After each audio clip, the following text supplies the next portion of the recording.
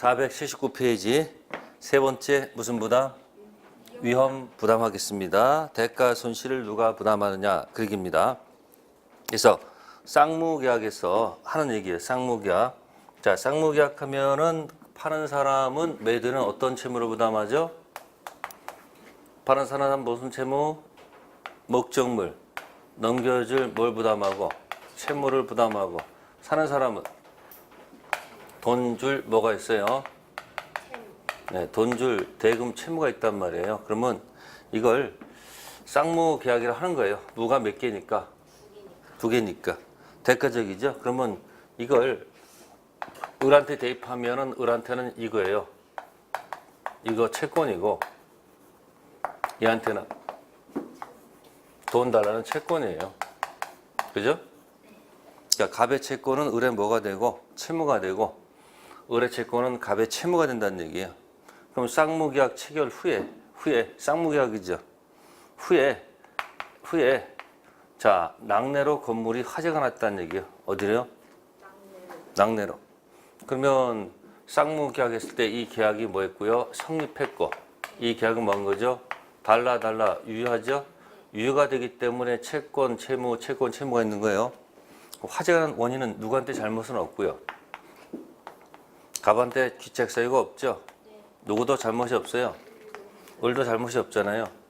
그러면 요거 낙내로 인해서 화재가 났으니까 갑은 명칭을 뭐라 하냐면 채무자라고 해야 돼요. 무슨 자요? 요게 기준이기 때문에 그래서 요거 채무자고 이쪽은 저 재산권 달라는 무슨 자예요? 채권자라는 얘기예요. 아시겠어요? 그러면 갑은 잘못이 없으니까 자신의 채무가 뭐죠? 자신의 채무 뭐 주는 거죠?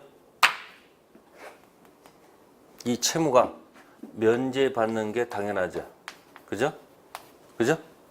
면제받는 얘기는 무슨 얘기일까? 갑의 재산권 채무라는 것은 을이 이 채권을 이쪽한테 뭐 하는 거야? 던질 수 있다는 거 없다는 거예요? 못 따른다는 얘기죠? 그러면 이쪽 채무가 면제해야 돼요? 존속해야 돼요? 잘못 없으니까 이쪽 채무도 뭐다? 면제될 거 아닙니까? 그러면 역시 갑은 이쪽한테 돈 달라 할 수 있다 없다? 없다 그 얘기예요. 그럼 결국 화재가 난 것에 대해서 결국 갑께서는 모두 날라갔고 자 누구 입장에서는 갑의 입장에서는 이 건물이 날라갔고 그죠? 또 갑은 누구한테 을한테 뭐 달라 할 수도 없어요. 돈 달라 할 수 없잖아요. 그러면 대가 손실은 그죠? 대가 손실은 다 누가 부담하는 거예요? 이 갑이 부담한다 그 얘기야. 갑이 다 부담할 수밖에 없다 그 얘기예요. 이 대가 손실을 써놓은 말이 뭘까? 위험. 네? 부담한다는 얘기예요. 누가? 갑. 그러면 여기서 갑이 채무자예요? 채권자예요? 채무자. 그러니까 뭐요? 누가 부담한다? 채무자가 부담한다. 그래서 뭐라 한다? 채무자 무슨 주의라 한다. 채무자가 대가 손실을 부담한다. 위험 부담이다. 이렇게 표현하는 거예요. 그래서 혹시 을이 만약에 계약금이나 혹시 뭘 준 것이 있다면 중도금 준 것이 있으면 이건 도로 뭐 해야 돼? 도로 반환 받으면 된다. 그 얘기예요. 됐어요? 그 대신 을은 갑한테 손해배상 이런 거 요구할 수는 없습니다. 서로 잘못이기 때문에. 그게 바로 몇 조? 밑에 537조 채무자 위험부담주의. 쌍무계약의 일방 채무가 쌍방 책임 없는 사유로 이행할 수 없게 됐을 때 귀책사유 없는 채무자는 귀책사유 없는 상대방한테 이행을 뭐하지 못한다? 청구하지 못하니까 대가 손실은 다 누가 부담할 수밖에 없는 거다? 채무자. 그래서 제목이 뭐예요? 채무자 위험부담주의죠. 그러면 거기 가로 2번에 채무자 위험부담주의 옆에다 써놓은 말이 뭘까요? 네? 누구도 잘못이 없고 갑도 잘못이 없고 을도 잘못이 없을 때 그러면 이 사람한테 달라 할 수 없고 을도 갑한테 달라 할 수 없고 서로 달라 할 수가 없는 거예요. 그러니까 대가 손실은 다 누가 부담해야 되는 거예요? 결국 갑이 부담할 수밖에 없지 않을까요? 그죠? 이게 무슨 주의? 채무자 위험 부담주의. 네, 다음 페이지 넘기셔가지고요. 자, 효과만 보시면 돼요. 전부불능 아셨습니까? 전부불능 A 반대급부 청구권 소멸합니다. 아셨습니까? 각자 채무 뭐한다? 소멸한다. 그런 얘기예요. 다음 B 기이행 반대급부 반환해야 되겠죠. 이미 준 것은 돌려받는다는 얘기고요. 그 다음에 대상 청구권 행사할 수도 있습니다. 아셨습니까? 그럼 나중 문제고 일단 가장 중요한 것은 조문을 먼저 이해하셔야 돼요. 몇 조요? 537조. 자, 그 다음에 밑에 가면 이제 채권자 무슨 주의가 나와요? 채권자 위험부담주의 나오죠? 요거는 거꾸로 을이 잘못한 경우예요. 을이 뭐 한 경우? 잘못한 경우. 그러면 이거 보세요. 그대로 갔는데 화재 원인이 뭐다? 화재 원인이 을이 잘못한 거예요. 그러면 잘못 없는 사람의 자신의 채무는 뭐하면 좋지만 면제하면 좋겠지만 면제한다는 것은 달라할 수 없다는 얘기죠. 대신 이 채무는 면제하면 안 되죠. 잘못한 거니까 을 채무 그대로 뭐한다? 존속해야 돼. 존속한다는 얘기는 갑의 채권이 살아있다는 얘기예요. 돈 달라할 수 있다는 얘기예요. 그럼 갑 입장에서는 건물이 날라갔지만 돈 달라할 수 있는 거 없는 거예요? 돈 달라할 수 있잖아요. 그럼 대가 손실 다 누가 부담하는 거예요? 을이 부담하는 을. 을이 누구예요? 여기서 을이? 채권자. 무슨 주예요? 채권자 위험 부담주의가 된다. 그 얘기예요. 그럼 이건 누가 부담하는 거예요? 채권자 뭐다? 위험 부담이다. 그 얘기죠. 그러면 아까 여기는 갑 잘못 없고 을 잘못 없는 거죠. 서로. 이쪽은 갑은 뭐가 없는데? 잘못이 없는데 을한테 잘못이 있는 거죠. 그럼 두 가지 공통점은 뭐예요? 채무자는 잘못이 없다는 얘기예요. 그러니까 이게 뭐예요? 이게 매수인 불 제3자 불이죠. 그러면 혹시 갑이 잘못해서 화재 날 수도 있는 거 아니에요? 그때는 위험 부담이 아니라는 거예요. 누가 불렸을 때는? 갑이 불렸을 때는 위험 부담이 아니야. 갑한테 뭐가 있으면 잘못이 있으면 채무자한테 잘못이 있을 때 쓰는 말이 뭐죠? 우리가 이 단어 써야지 그때는.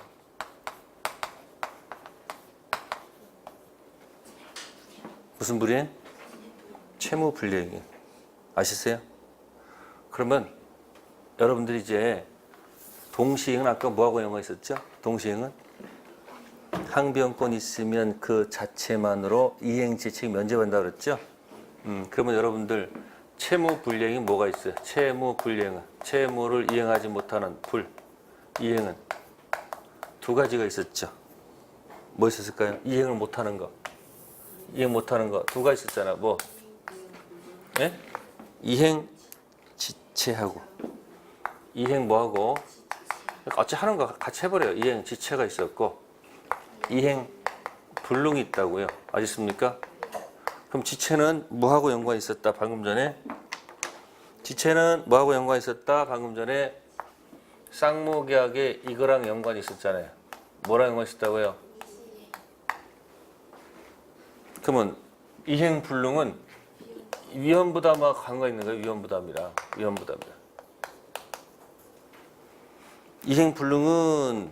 이행불능은 매도인이 잘못해서 화재를 일으키고요. 누군 잘못이 없는 거예요. 갑이 채무자다, 채권자다. 채무자예요. 불났으니까 을이 무슨 자가 돼요? 그러면 이 사람이 화재 났으니까 을이 갑한테 뭐라고 돼요? 채무 불량이잖아요. 들어가서 지체가 아니고 뭐다? 불능. 이거 왜 차이가 있어요? 지체는 뭘 해야 되고 이건 최고가 필요로 하는 것이고 이행불능은 뭐 할 필요 없는 거예요? 최고 할 필요가 없는 거예요. 최고 분류 할 필요 없는 거예요. 그 다음 코스는 같아요. 그 다음부터.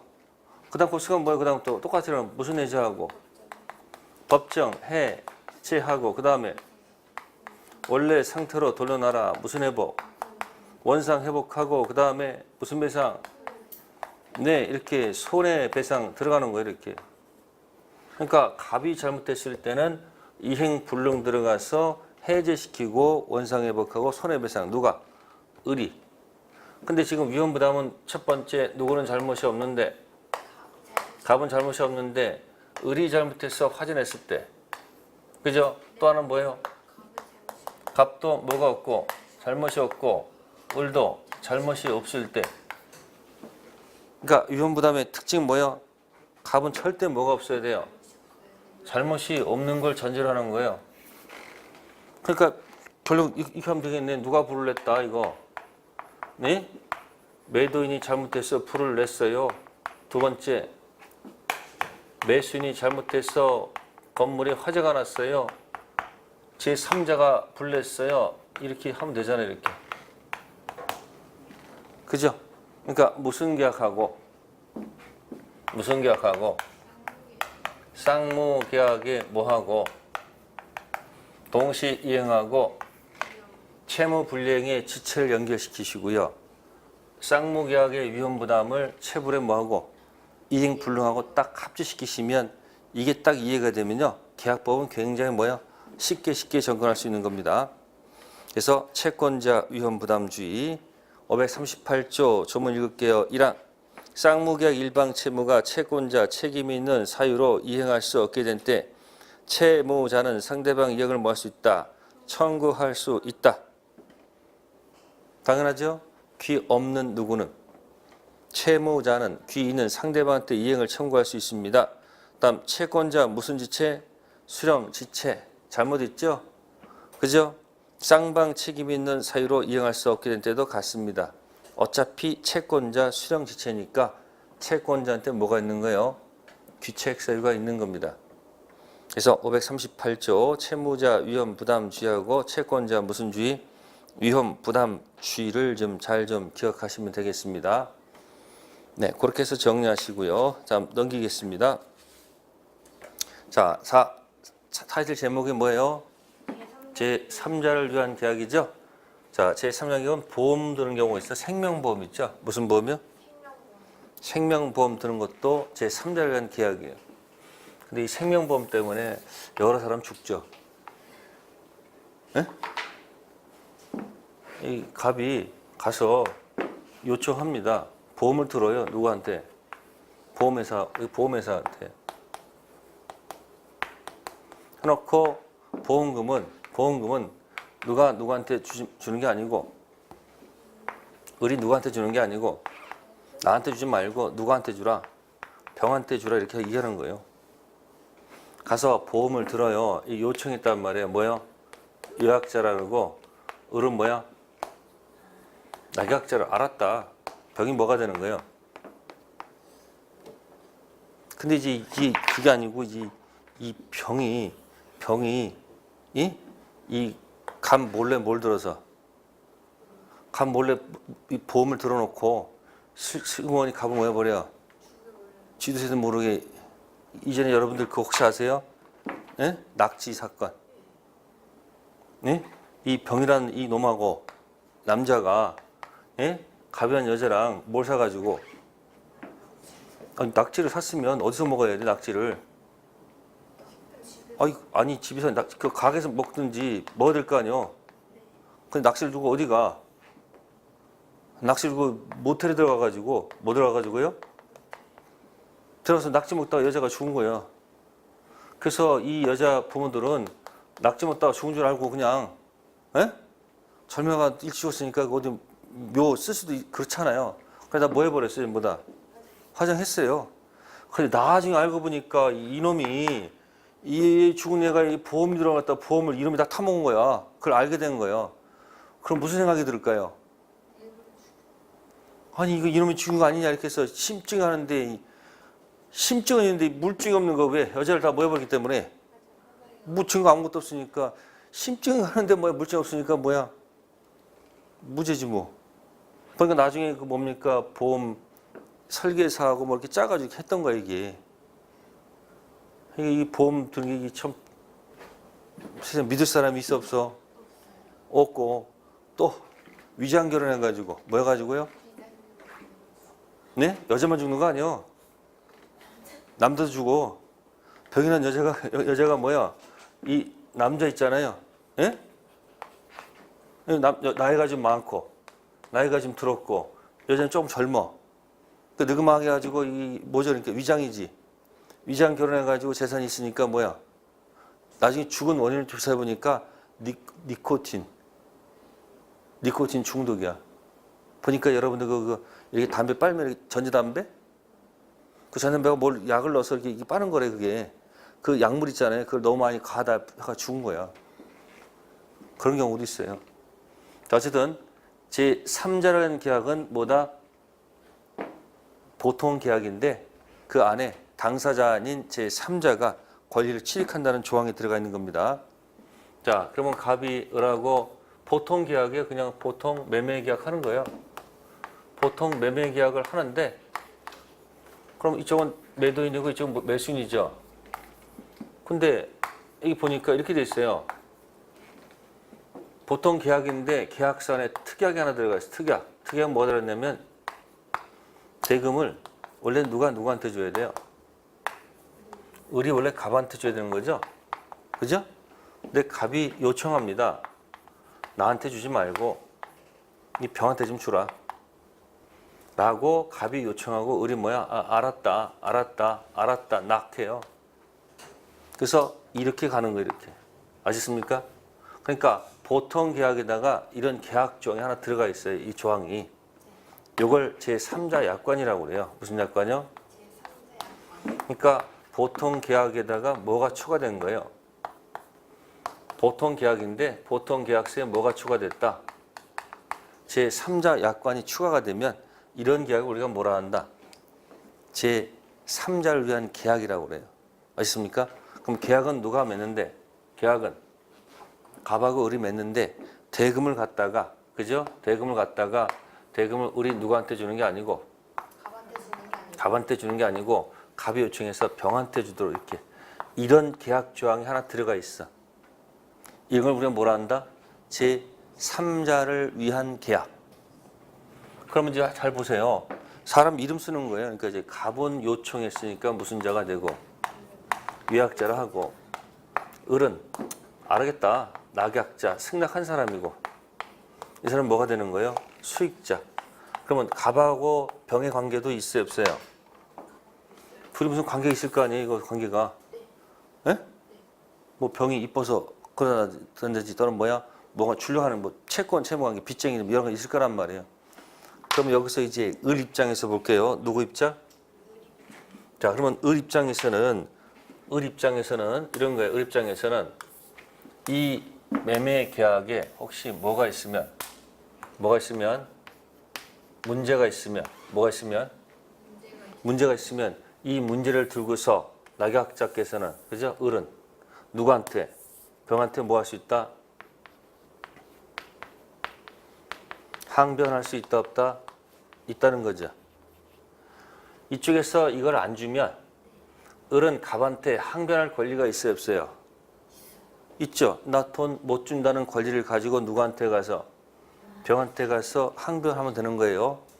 그런데 을이 이 갑병에 혹시 문제가 있는 경우도 있어요 없어요? 네? 여기 혹시 뭐가 있을 수도 있는 거예요? 문제가 있을 수도 있겠죠. 그러면 을은 이건 자기 문제가 아니잖아요. 이 갑병 문제를 가지고 누구한테? 병한테 가서 뭐 하면 안 된다? 항변할 수 있다 없다? 네? 이건 항변할 수 없는 거예요. 요것만 잘 기억해 주시면 돼. 제3자라는 게 가장 중요한 게 이거예요. 을은 갑과의 문제가 있으면 그거 들고 와서 누구한테? 병한테 거절, 항변할 수가 있지만 을은 자기와 뭐 관계없는 갑병 관계 가지고는 항변할 수가 없습니다. 그래서 이제 이 갑을 관계를 기본 관계라고 해요. 무슨 관계요? 이게 기본 관계다 이렇게 얘기하고 그 다음에 밑에 있는 것을 뭐냐면 이걸 대가 관계라고 그래요. 무슨 관계요? 대가 관계다. 이렇게 명칭 잡아주는 거예요. 그래서 기본 관계를 다른 말로 또 보상 관계라고 얘기해요. 무슨 관계요? 힘들면 이 보자하고 이 비읍 있지, 비읍. 이거하고 이 기본 관계 비읍 이렇게 기억해 주세요. 기본 관계가 뭐다? 보상 관계. 그래서 요것만 제대로 이해하면 그다음부터 하는 얘기는 별 어렵지가 않아요. 보통 계약에다가 제3자 약관 들어갔죠. 그럼 병은 언제 권리를 취득합니까? 이 사람이 무슨 의사 표시를 하게 되면, 네? 수익 의사 표시를 하게 되면, 자, 계약이 성립한다면 안 되겠죠. 이미 계약은 뭐가 돼 있고, 성립돼 있고, 수익 의사 표시는 자신의 뭐야? 권리 발생이요. 자신이 권리를 뭐요? 취득한다는 얘기지. 예? 언제 수익 의사 표시했을 때 계약의 성립 요건 아니겠죠? 자, 요 관계만 기억하시면 기본적인 다 풀 수가 있습니다. 자, 그래서 482페이지 자, 가로 2번에 보시면 1번에 2번 있죠? 1번에 2번 보통계약 플러스 제3자 약관 들어간 것이 제3자라는 계약이고요. 자, 그 다음에 이제 우측 가셔서 483페이지 보시면 자, 요건이 있습니다. 1번 요약자하고 무슨 자? 낙약자의 유효한 계약이 뭐야 된다? 성립해야 됩니다. 아시겠습니까? 그래서 기본 관계를 계약이 뭐야 된다? 유효해야 됩니다. 만약에 기본 관계가 문제가 있으면 다 의미가 없는 거예요. 그래서 밑에 1번 끝에 그 흠결이나 하자는 제3자는 계약 효력에 뭐한다? 영향을 당연히 미치고요. 다음 니은 기본 계약이론 계약이 무효인 경우 제3자는 낙약죄의 체불을 이유로 하는 무슨 배상? 손해배상을 뭐 할 수 없다? 청구할 수가 없습니다. 당연하죠. 계약이 무효니까 안 되겠죠? 자, 디귿 2에 반해서 대가관계. 대가관계 누구죠? 갑병. 대가관계는 유약자와 제3자 갑병 내부관계에 불과하므로 제3자라는 계약 성립이나 유약자, 낙약자 간 체결되는 계약 내용과는 관계가 없습니다. 따라서 대가관계의 흠결이나 하자는 제3자라는 계약에는 아무런 영향을 뭐하지 않는다? 미치지 않습니다. 그럼 기억하고 디귿이 반대죠. 그죠? 기억은 갑을 관계가 문제가 있으면 당연히 영향을 미치는 거고 디귿은 갑병 관계는 그들의 문제니까 제3자라는 계약은 아무런 영향을 미치지 않습니다. 기억하고 뭐가 디귿이 반대. 자, 밑에 관련 판례 꼭 좀 기억하세요. 무슨 판례? 관련 판례 꼭 좀 읽으셔야 됩니다. 자, 읽어볼까요? 유약자 제3자 누구하고 누구죠? 갑병이죠. 유약자하고 제3자 갑병 법률관계 이른바 무슨 관계? 대가관계 효력은 제3자라는 계약 자체는 물론 그에 기한 유약자, 낙약자, 갑을사의 법률관계 이른바 무슨 관계? 기본관계 성립이나 효력에 뭐하지 않는다? 영향을 미치지 않습니다. 그래서 기본관계하고 무슨 관계? 대가관계. 그 명칭을 잘 좀 기억하세요. 자, 넘기세요. 자, 다음 페이지 4번에 1번 수익의사 표시. 수익의사 표시하면 권리를 직접 발생하지요. 그래서 1번에 기억 체킹하셔야 됩니다. 제3자의 수익의사 표시는 제3자의 권리 발생 요건일 뿐 계약의 무슨 요건이 아니다? 성립 요건이 아니다. 이해되세요? A점 때 제3자는 계약이 성립했죠. 네.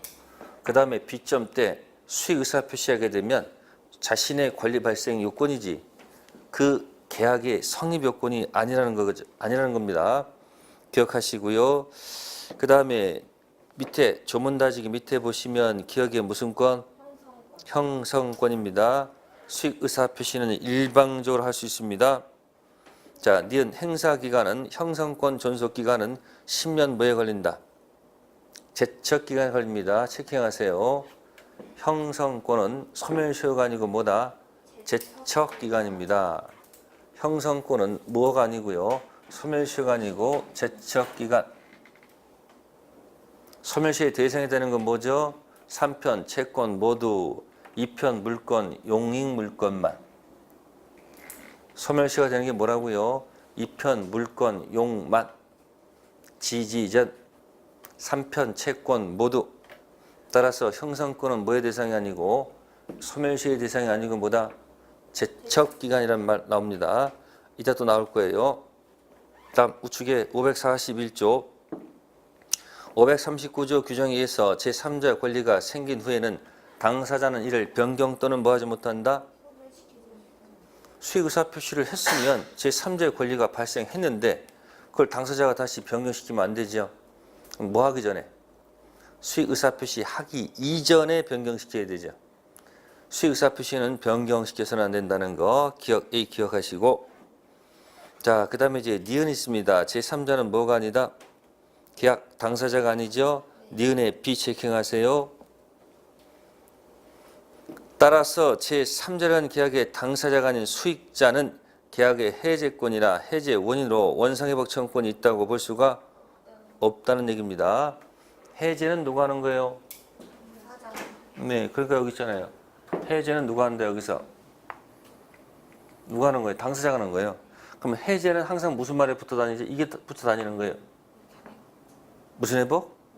그러니까 지금 해제는 누가 누구한테 하는 거예요? 네?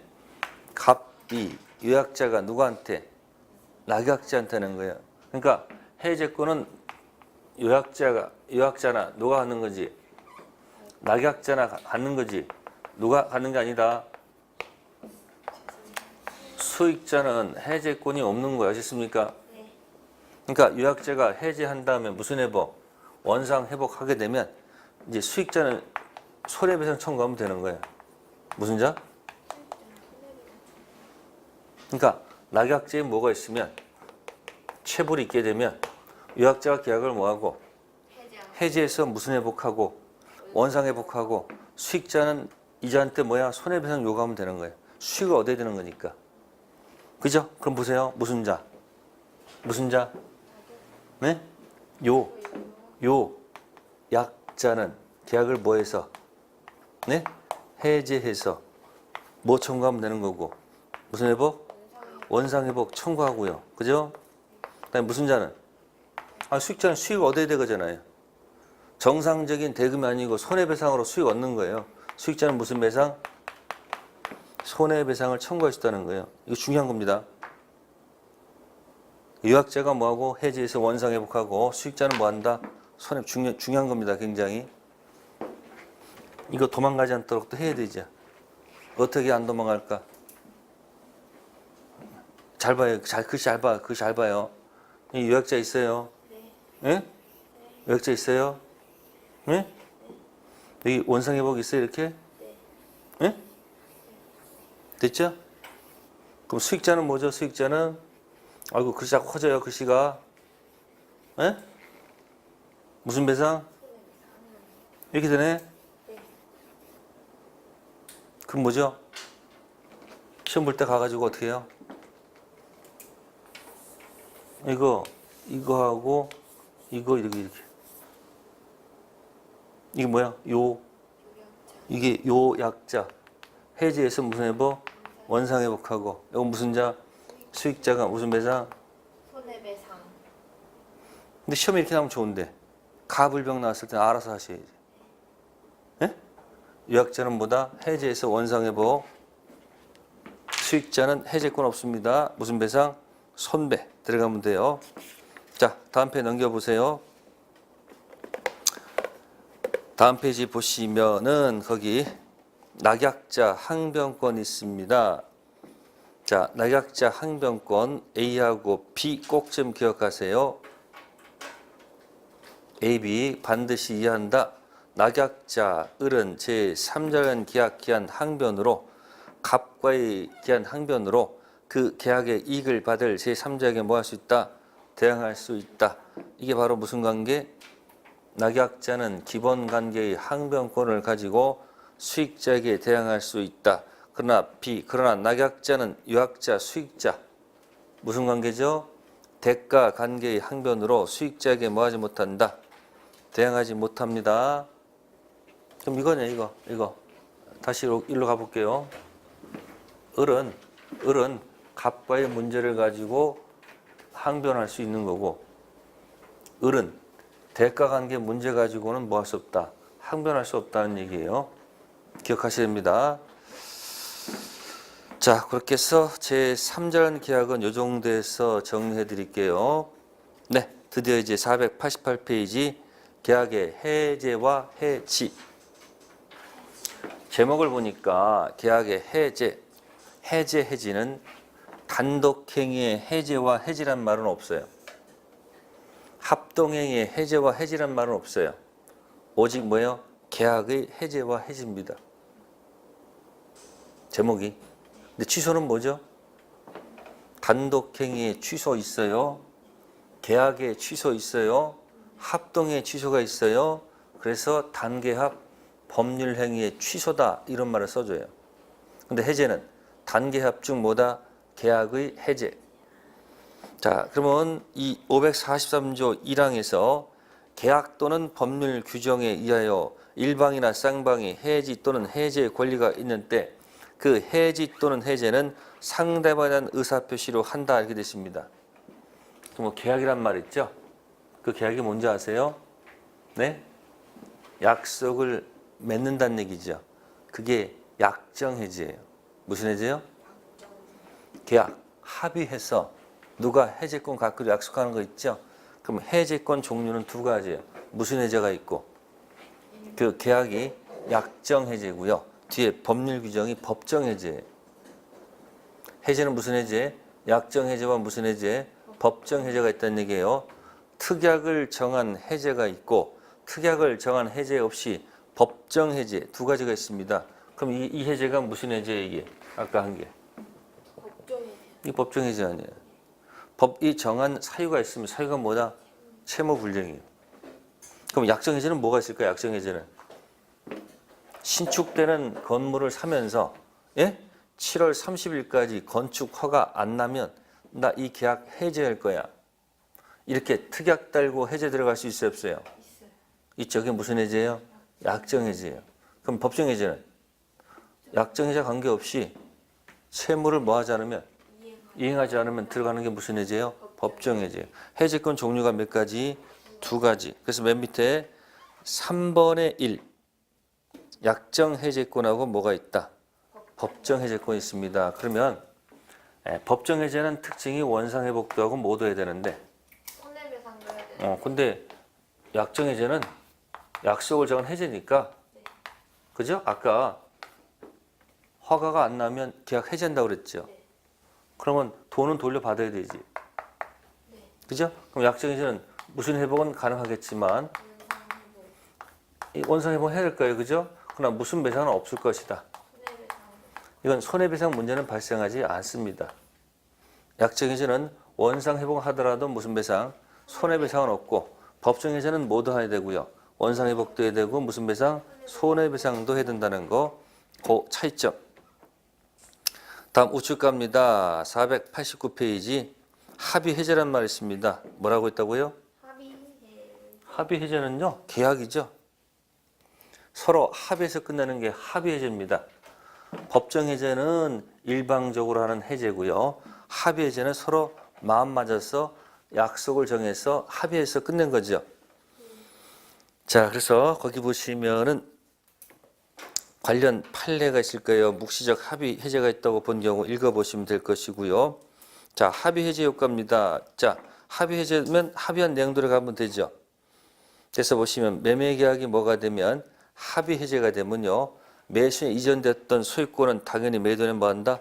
복귀합니다. 아셨습니까? 그럼 소유권 자동 복귀니까 말소 등청 들어갈 수 있죠. 말소 등청은 소유권에 기한 것이죠. 그럼 뭐의 대상이 아니다? 소멸시의 대상이 아니죠. 자, 소멸시의 대상이 되는 게 뭐였습니까? 아까 하세요. 채권 모두 해보세요. 채권 모두 보세요. 손 이렇게 해보세요. 이렇게. 채권 모두 용익 물권만. 8개 물권 중에서 용익 물권만 간단 말이에요. 3편 채권 모두 2편 물권은 용익 물권 지지. 그럼 안 걸리는 게 뭐예요?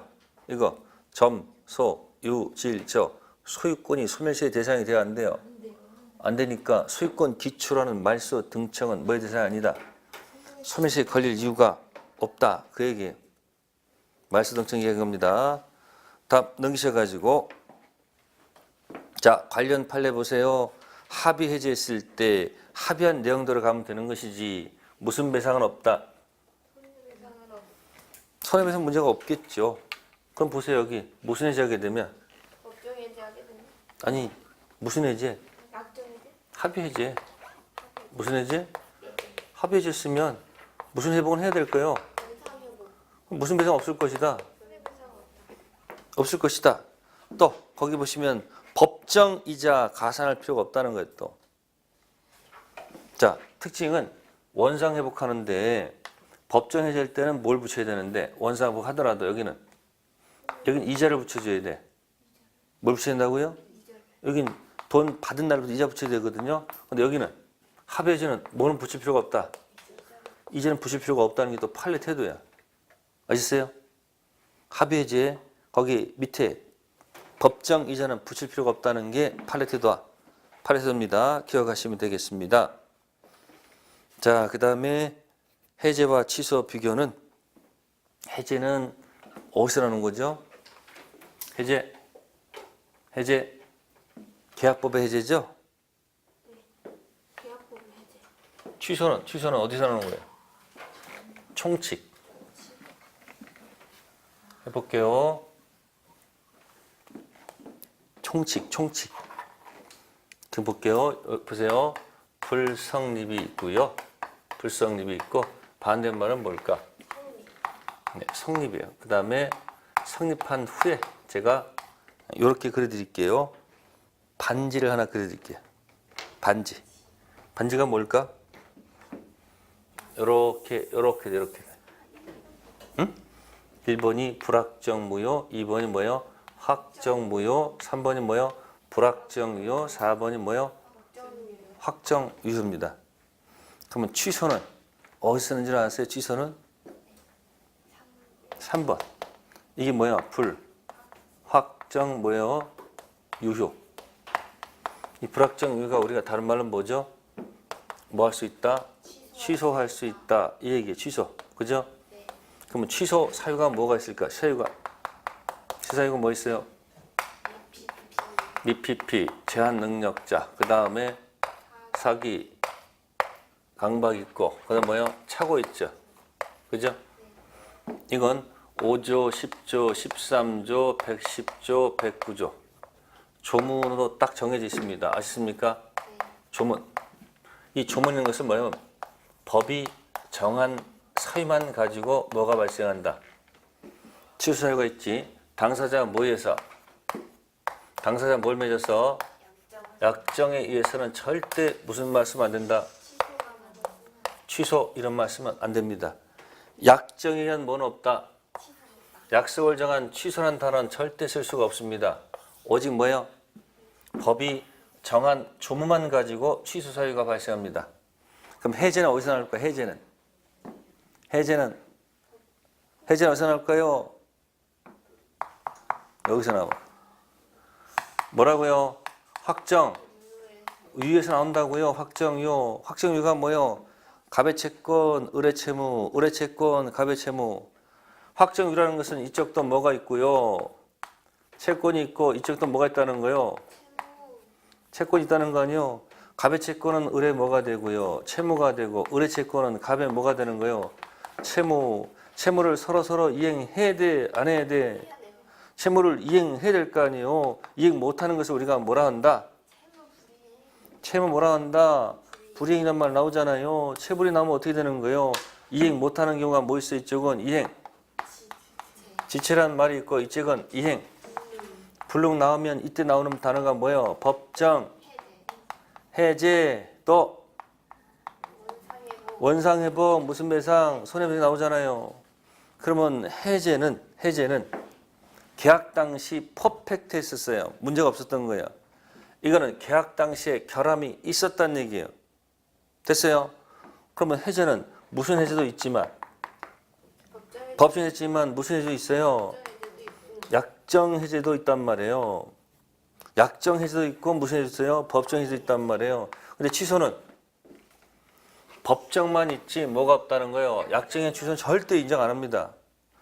그러면 취소하게 되면 어떻게 돼요? 여기는 취소하게 되면 부당 이득을 해야 되죠. 계약이 처음부터 뭐가 되므로?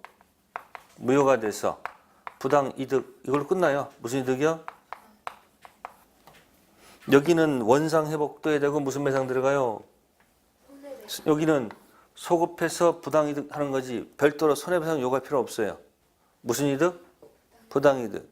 그러면 이쪽은 해제는 뭐예요? 계약의 해제죠. 여기는 취소는 뭐야? 취소는 뭐의 취소야 이건? 법률 행위 취소라고요. 그러니까 여기는 무슨 행위도 가능하고요. 단독 행위 모두 계약. 그래 뭐요? 다 가능한 거예요. 그래서 단계한 모든 법령이 취소고 해제는 뭐예요? 단계 합중 뭐의 해제예요? 계약의 해제만 있어요. 단독 해제란 말 없고 이거 없다는 얘기예요. 그러니까 단계 합중 계약의 해제.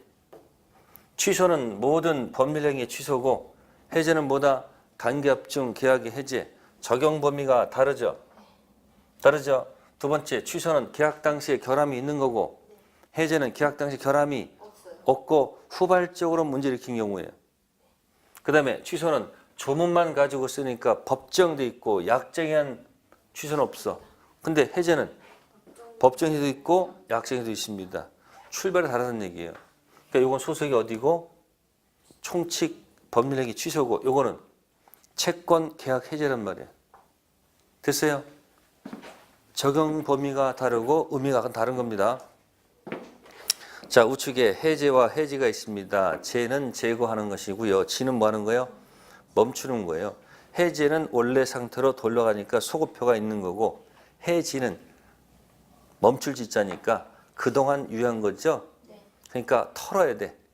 임대차 2기 연차하면 지금까지 유예했었으니까 보증금에서 못 받은 차임을 까고 털고 청산하고 주는 거예요. 청산은 뭐가 되고요. 해제는 원상회복.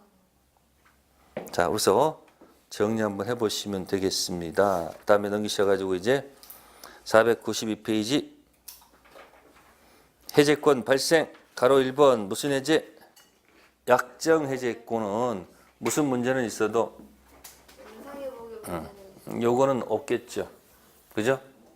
법정 해제는 원상회복도 하고 무슨 배상? 손해배상에 들어갈 것이다. 그 차이점 기억하시고요. 자, 법정 해제권 발생 보세요. 이행지체 나오네요. 그죠? 이행 여지가 있다는 얘기죠. 그래서 544조 이행지체는 주문에서 상당한 기간을 정해서 뭐 한다고 됐어요? 네? 상당 기간 정해서 뭐요? 최고한다고 그랬어요. 그러면 이 상당 기간을 정하지 않게 되면 문제가 있을 것처럼 보이죠? 근데 괜찮습니다. 짧은 최고도 효력이 있다는 겁니다. 무슨 최고도요? 짧은 최고도 뭐가 있다? 효력이 있다는 사실을 기억하셔야 돼요. 그래서 그 다음 페이지 넘기시면 다음 페이지 494페이지에 CD 2가 있을 거예요. 2. 꼭 좀 기억하세요. 2. 상당 기간 정하지 않은 최고도 효력이 있다. 다시 또 최고할 필요 없다는 얘기예요. 상당 기간 지나서 해제권 발생하는 것으로 해석하면 되기 때문에. 그 다음에 F 밑에 정기행위란 말이 있어요. 무슨 행위요? 정기행위. 정기행위는 뭘까요? 화한 주문 같은 경우에. 무슨 주문이요? 화한. 12시에 식이 거행돼요. 꽃을 주문했으면 12시 전에 갖다 놔야 될 거 아니에요? 근데 식이 다 끝난 다음에 12시 30분에 갖고 왔어요. 그러면 이건 뭐 할 필요가 없는 거예요. 최고할 필요 없이 해제할 수 있다는 얘기예요. 그래서 그 앞 페이지 보세요. 조문 보세요. 조문. 493페이지에 545조. 정기행위 해제 있죠? 계약의 성질 또는 당사자 의사표시에 의하여 일정한 시일 또는 일정 기간 내에 이행하지 아니하면 계약의 목적을 달성할 수 없을 경우 당사 일방이 그 시기에 이행하지 아니한 때 상대방은 전혀 뭐하지 않고 최고하지 않고 계약을 뭐 할 수 있다? 해제할 수 있습니다. 그러니까 이행지체는 뭐 해야 되고요? 최고가 필요하고, 그죠? 정기행위는 뭐 할 필요가 없고, 최고 불요, 또 이행불능도 최고할 필요가 없다. 그런 얘기예요. 그러나 해제는 해야 됩니다. 당연 해제는 없어요. 당연 해제 없어요. 반드시 뭐예요? 해제를 해야 됩니다. 해제가 도달되지 끝나는 거예요. 그래서 정기행위 가지고 당연 해제다 하면 틀립니다. 해제 의사 표시를 해야지 해제가 된다는 거. 494페이지 F의 정기행위 하나 기억하시고요. 자, 밑에 이제 이행불능이 있습니다. 이행불능은 뭐예요? 이행 여지가 없을 때. 그럼 546조가 이행불능이죠. 채무자 뭐 있는 사이로? 책임 있는 사이로 이행할 수 없죠. 채권자는 계약을 뭐 할 수 있다? 해제할 수 있다. 그럼 만약에 채권자 책임 있는 사이로 이행불능하면 어떻게 돼요? 채무자가 아니고. 네? 채권자 잘못된 이거. 이건 누구 잘못이에요? 채권자 잘못 있는 거죠? 이건 누구 잘못이에요? 채무자 잘못 있잖아요. 채무자가 잘못했으면 채무불이행 들어가서 이걸로 노는 거고, 채권자 잘못했으면 잘못 없는 갑은 이한테 돈 달라 해서 위험부담으로 가면 되는 거예요. 아시겠어요? 차이점 기억하셔야 되고요. 자, 495페이지. 자, 490 니은에 보시면은 기억의 B번 보세요. 기억 B. 만일 채권자 귀책 소액이 되면 채권자 위험부담 문제를 해결한다는 거 B번 있죠. 기억하십니다. 매도인불, 매수인불, 제3자불을 기억하시고요. 니은 최고 없이 즉시 해제권 발생합니다. 니은의 B. 이행 불능이 되면 동생관계에 있는 채무를 하더라도 이행 제공 없이 뭐 할 수 있다? 해제할 수 있다. 자, 물어보겠습니다. 여기 지체가 되려면 어떻게 돼요? 지체가 되려면. 나도 변제이고 저쪽도 변제기야. 그러면 지체가 되려면 어떻게 해야 돼요? 서로 변제일 땐 내 걸 뭐 해서?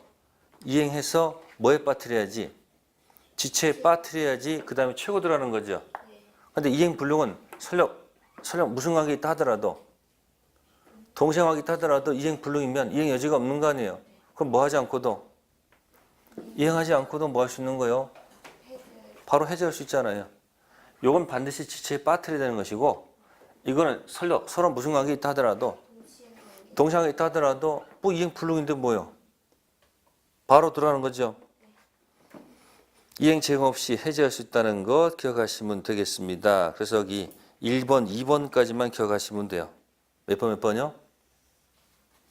밑에 건 다 의미 없는 것들이야. 2번. 거기 3, 4번은 5번은 기억하지 말란 얘기예요. 지체하고 뭐하고 불능만 잘 기억하세요. 네, 넘기셔가지고요. 자, 거기 해제 보세요. 보충 학습. 최고를 요하지 않는 경우, 최고 요하지 않는 것들 1번. 처음부터 이행하지 않겠다. 명백히 하시면 최고 없이 바로 해제. 정기행위도 최고 없이 바로 뭐요? 해제. 정기행위도 이행불능도 최고 없이 바로 해제. 네 번째가 당사자가 특히 최고하지 않고서 해제할 수 있다는 특약에서도 당연히 뭐요? 최고 없이 해제. 5번 불완전 이행에서 추한이 불가능한 경우 이행불능이죠. 최고 없이 해제. 6번은 신경 쓰지 마시고요. 자, 해제 요건입니다. 1번 별표하셔야 됩니다. 최고를 요하지 않는 해제란 최고 없이도 해제권 발생한다는 뿐이지 해제로 간주되는 것은 아니죠. 따라서 별도의 해제 의사 표시가 있어야 해제 효력이 발생하죠. 자, 왼쪽에다 써볼까요? 무슨 해제는 없다? 네, 당연 해제는 없어요. 그죠? 그죠? 말을 뭐요? 해야. 말을 해야 뭐가 된다? 해제된다. 그 얘기예요. 당연히 해제란 말은 없습니다. 아십니까? 형성권이기 때문에 말을 뭐요? 해서 도달해야지 해제가 되는 거예요. 아까 정기행위도 당연 해제가 아니에요. 해제 의사표시는 해야 돼요. 그래서 당연 해제는 없습니다. 말을 해야 형성된다는 거 기억하시면 돼요. 네, 일단 거기까지 하고요. 잠시 쉬었다 하도록 하겠습니다.